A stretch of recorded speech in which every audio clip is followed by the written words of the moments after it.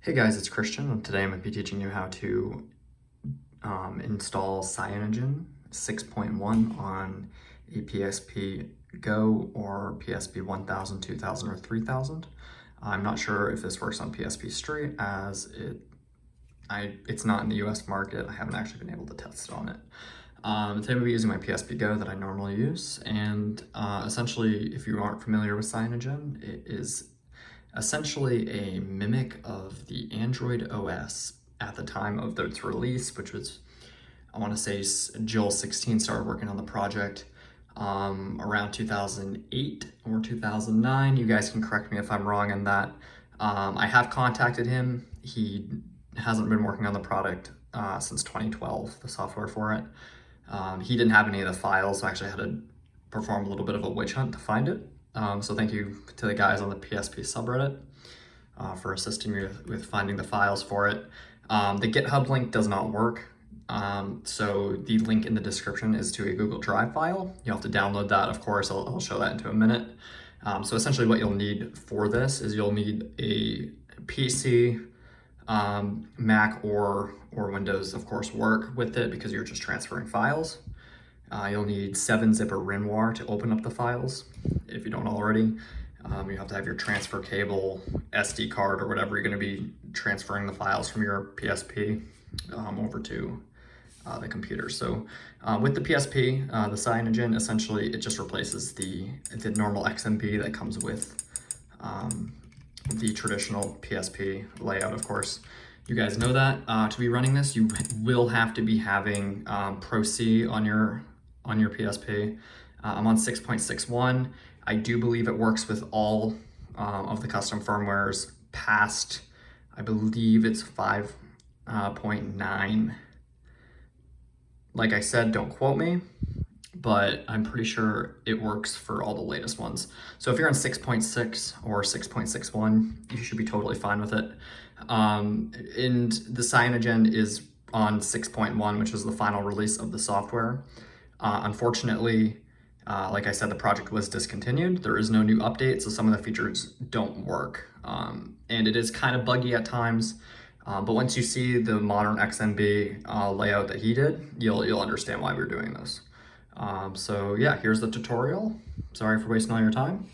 And what we'll do is we'll go ahead and plug this into the computer, and I'll be right with you guys. So I'm gonna start with the computer. I'm just gonna assume all of you know how to download a file off of Google Drive. So here we are. So this is the file here. It's the Cyanogen PSP v6.1. If we open that up, we have a few different tabs. You can ignore these bottom three. I'm actually not sure what's in this, and these HTML documents are just to the GitHub website that were once available to us, but like I said, Joel's no longer working on the project as Cyanogen did close and so forth. I don't know the exact story on it. Don't kind of want to waste this time finding out, so we'll just copy this to the desktop and plug in the PSP. Bear with me, I'm gonna be doing this one-handed, so never plug in a USB the first time correctly, of course, as it is. And if you are on your firmware, as you probably know, you cannot be running your custom firmware while you are transferring files. So if you're on Infinite, I apologize. You're probably gonna have to disable it to launch USB mode. All right, so on the computer side of things, we're just gonna wait for it to recognize the device. And literally it's super easy to get this up. So as you see, I have a PSP Go, so my file system is a little different compared to the other PSPs. But we'll just go back to the desktop and just get the file here. So just essentially you just copy, and you're just gonna go to PSP and game, and then you're just going to essentially just paste it in there. And we'll just wait for that to load.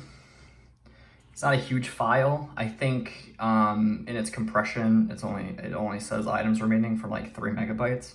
But it is 15 megabytes in total according to the PSP. All right, so, and from there, we're just gonna right click on that and then of course eject it, because as is with 2009, USB transfer cables. I'm not totally 100% sure that we can fast pull on it, so just give me one sec. Jesus Christ, I'm plugging this with one hand. Fucking pain in the ass, let me tell you.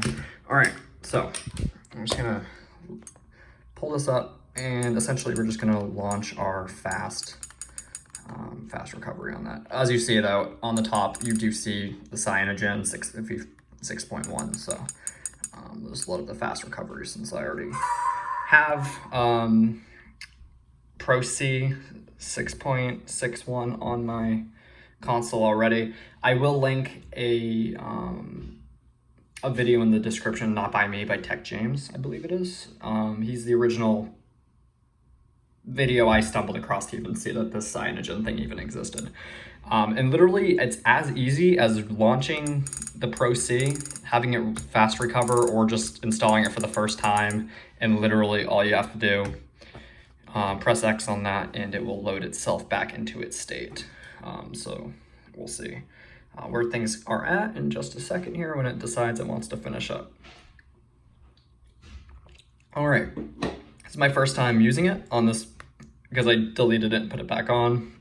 As you see though, it gives you the battery life. I don't know if it's an exact replication of your actual battery life, as is any other software that runs battery life percentages on PSP. I think it runs from like 100% to 90% to like 70 and then so forth. I'm gonna choose English because that's my native language. And as you see, the analog stick is how you control your cursor. It is cumbersome if you are trying to just have a seamless experience. I wouldn't recommend running this, but as is, I just like the layout more on this than I do. There we go. See, it is cumbersome. I'm gonna be using one hand to do this so I can just run you through it. So we have apps, as we do with Android normally. The browser, whenever I launch it, it kind of just freezes the console and I have to restart, so I don't even worry about it. Other apps such as the calculator are stuff that Joel was working on but never really got around to doing before the project was ended. Clock works, as we can see. It just loads up the clock, essentially. Any of the other clock functions in here, I don't even bother with. He never got around to programming it, and I feel as if I press any of them, it's just gonna have to restart my console, and I really don't want to go with that. So the manager, you just view all the files that you have. And also, just as an FYI, you can press the circle button on most of these tabs to go back, so you don't have to press the home button there like you would on traditional Android. Games, they are categorized into 3 categories. So you have your pops, no idea what that is. And then you have your ISOs, of course, and then your normal game folder. And then we have messages, which is another thing that was never actually finished. So, of course, with the other unfinished ones, it doesn't really go anywhere. The music is just a normal music tab. So you got your PSP, you got your downloads and so forth, like you would normally. And then with the settings, you have a few different options. You have your Wi-Fi, which is an actual replica of your normal Wi-Fi. You got your display settings, which you have a few different things in here. And then you have your developer options. He does have some experimental features and so forth on this that he was working on before the project was canned. And there also is a dark theme. And the dark theme does work. So you can run dark mode, I guess. Performance, you have the option to change processing and so forth, I'm pretty sure. In this, of course, you can overclock and so forth. Storage management, battery management. I'm not sure if any of this actually works. The power save and the performance, I'm not sure. I'm pretty sure it just changes the CPU clock speed. And as you can see, it just dropped from 90% to 60%. So it isn't a perfect representation of your actual battery life, but it gives you a good ballpark. And after that, you can set passcodes and so forth. If you do decide that you're gonna run Infinity on this, I do believe it launches in this OS every time. Also, again, as everything, don't quote me on it. I'm not 100% sure if it actually does. And to get back to the normal PSP XMB, you will have to restart if you are not in Infinity. I will never run Infinity on my console because I can just, keep my PSP on, for Christ's sakes. I don't have to turn it off and so forth and worry about that. So sometimes when you do close it and open it back up, it'll bring you to a lock screen. You just have to press the unlock button like you would normal. Other than that though, to get back, like I said, you just gotta turn the console off fully and then just kind of restart it. And I think also with the developer features that you get with Pro C, I'm not 100% certain that you can even launch those in the current state if you do have Cyanogen on. But I mean, as far as games, I think it's a pretty good way to have your PSP set up. I'm not gonna lie, it runs well. I mean, if you're just doing it for the aesthetic, which is what I'm doing it for, it's 100% perfect, and I wouldn't change a thing. Other than that, if you guys have any questions, you can comment below, and we can and we'll just leave that as that. And I do believe that this is the only working tutorial on the internet right now, so definitely shoot me a like and so forth. I'm not actually sure what happens when you quit game. I wonder if it brings you back to... Oh, I guess that brings you back. Yeah, so the more you know. So if you want to enter your Pro C settings, you can do it like that, or you can launch the Cyanogen again. Other than that, I mean, it's pretty fast. I mean, if you relaunch it, I'm pretty sure it just goes right back to the default settings that you had. So it's pretty good on that saving. Yeah, saver, there we go. Yep, perfect. So yeah, like I said, if you guys have any questions, definitely let me know.